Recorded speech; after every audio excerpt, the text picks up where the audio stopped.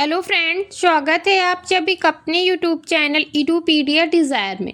Friends, हम discuss करने वाले हैं सीडीपी के मोस्ट इम्पॉर्टेंट क्वेश्चन आंसर्स जो सीटेट दिसंबर 2024 के लिए बहुत ही महत्वपूर्ण होने वाले हैं। मैंने सभी टॉप एंड सिलेक्टेड क्वेश्चंस लिए हैं जो बहुत बार पूछे जा चुके हैं। तो फ्रेंड्स, वीडियो को बिना स्किप किए हुए लास्ट तक जरूर देखिए। फर्स्ट क्वेश्चन है, कक्षा 8 में विज्ञान विषय में 50% छात्र अनुत्तीर्ण रहे।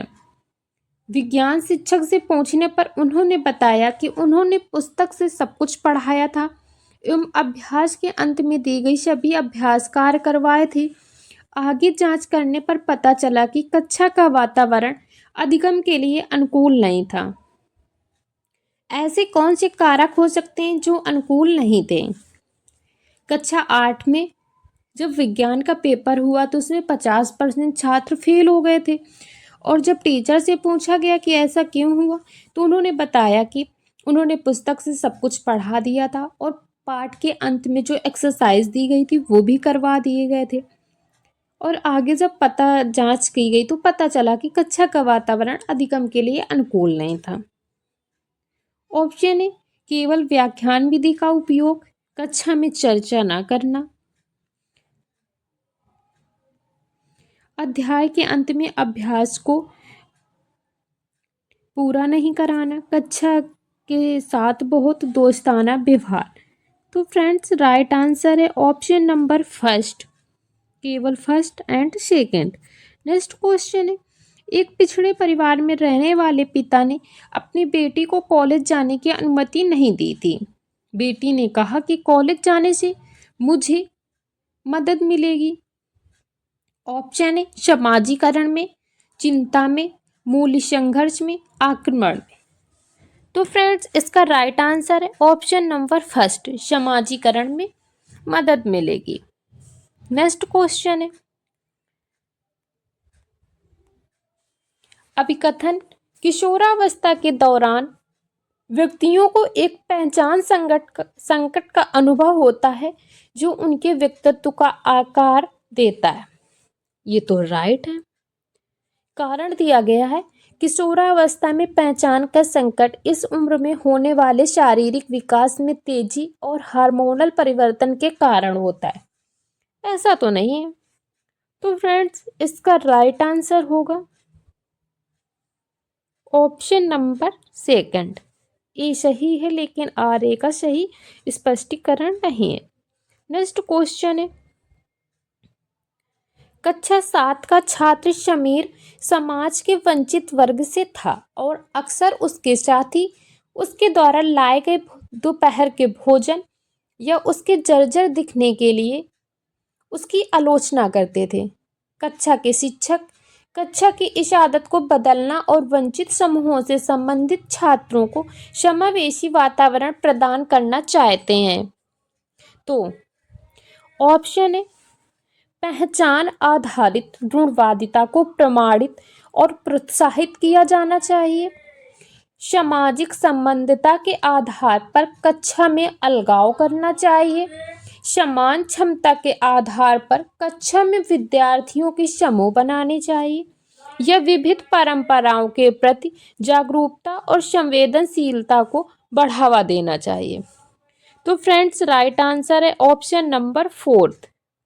नेक्स्ट क्वेश्चन है, 15 बच्चों की कक्षा में जहां आपके पास अलग अलग अधिगम की शैली और अलग अलग व्यक्तित्व वाले बच्चे हैं, बाल केंद्रित शिक्षण है। ऑप्शन है, एक शिक्षण प्रणाली के साथ एक पाठ योजना विकसित करना, प्रत्येक बच्चे को देखकर एक पाठ योजना विकसित करती है कि उसकी ज़रूरतें क्या हैं, कक्षा की क्षमता के मध्य को लक्षित करते हुए एक पाठ योजना विकसित करना, यह एक ऐसी पाठ योजना को विकसित करती है जो सभी के लिए उपयुक्त है। तो फ्रेंड्स, इसका राइट आंसर है ऑप्शन नंबर सेकंड, प्रत्येक बच्चे को देखकर एक पाठ योजना विकसित करती है कि उसकी क्या ज़रूरतें हैं। नेक्स्ट क्वेश्चन है,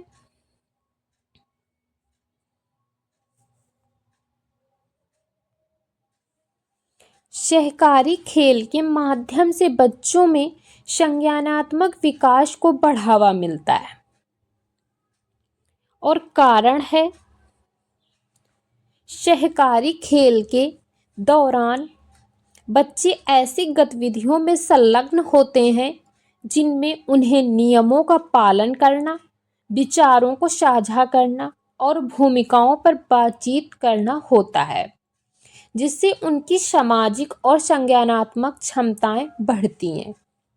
तो अभिकथन भी सही है और ये कारण भी सही है। अब हम ऑप्शन देखते हैं। ऑप्शन नंबर फर्स्ट सही है, ए और आर दोनों सही है और जो आर है वो ए की सही व्याख्या है। नेक्स्ट क्वेश्चन है,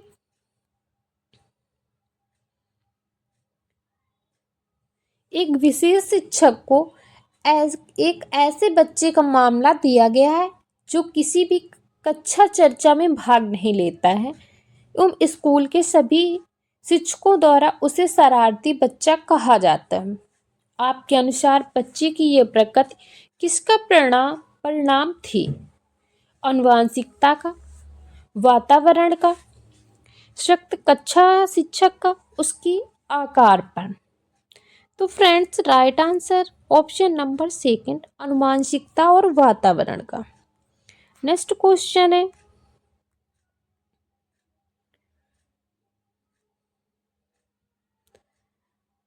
लॉरेंस कोहलबर्ग के नैतिक विकास सिद्धांत में बच्चे कार्यों के परिणामों को समझने से लेकर ये निर्धारित करने तक कि वे अच्छे हैं या बुरे, ये समझने की ओर बढ़ते हैं कि नियम और कानून लचीले हैं और उन्हें बदला जा सकता है। ये तो सही है। कारण दिया गया है, लॉरेंस कोहलबर्ग का तर्क है कि नैतिक विकास प्रगतिशील ढंग से चरणों में होता है। ये भी राइट है।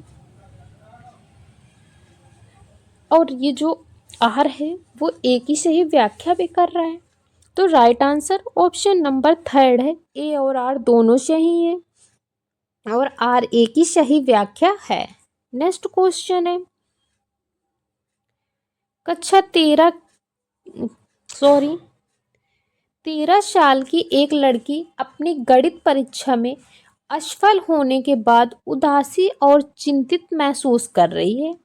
हालांकि विकास के क्षेत्र का कुछ आयामों में परस्पर व्यापन होता है, तथापि निम्नलिखित में से विकास का कौन सा क्षेत्र विशिष्ट रूप से स्वयं एवं दूसरे के बारे में भावनाओं की प्रगति अनुक्रिया का अध्ययन करता है?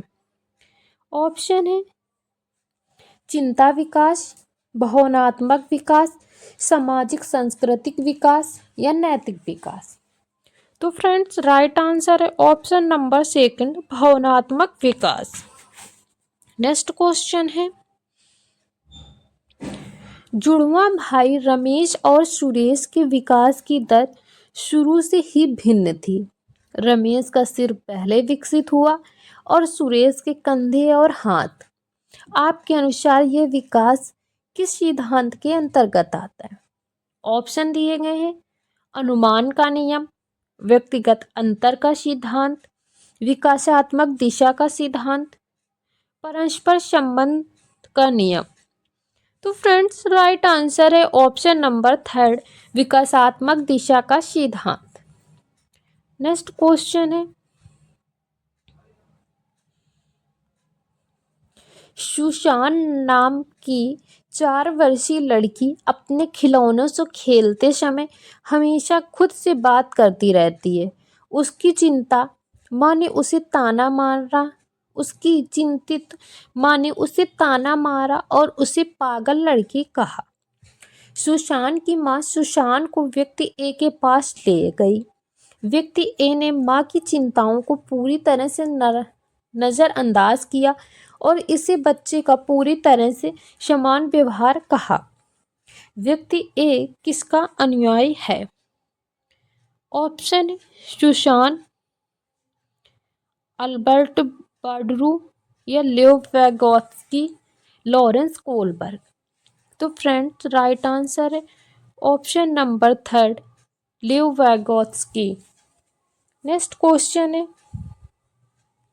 निम्नलिखित में से कौन सी अधिगम अक्षमता वाले बच्चों की विशेषता नहीं है?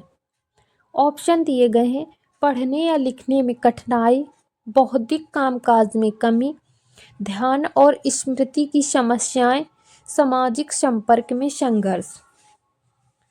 तो फ्रेंड्स राइट आंसर है ऑप्शन नंबर 6।